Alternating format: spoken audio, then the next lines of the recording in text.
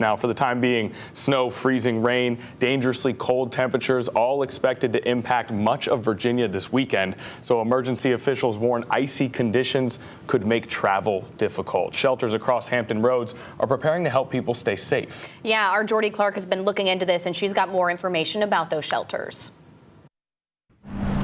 As freezing rain and bitter cold move into Hampton Roads, emergency officials say this weekend's storm could impact much of the Commonwealth, with ice posing one of the biggest threats. The key point here, I believe, is to be prepared for all of it. Whether you think you're going to get ice, whether you think you're going to get a lot of snow, if you get prepared in advance, it's going to be a whole lot easier to help you get through those days that you may be stuck inside at your home. Virginia Department of Emergency Management says even a thin layer of ice can make roads dangerous, especially during the early hours of the storm when conditions are still being treated and cleared. We want people to stay off the roadways. 12 or so hours to stay off the road. Sometimes it's going to be longer, and we may see one of those events this weekend. With ice and freezing temperatures expected throughout the weekend, emergency officials are telling people to get inside quickly because it's critical, especially for those with nowhere else to go.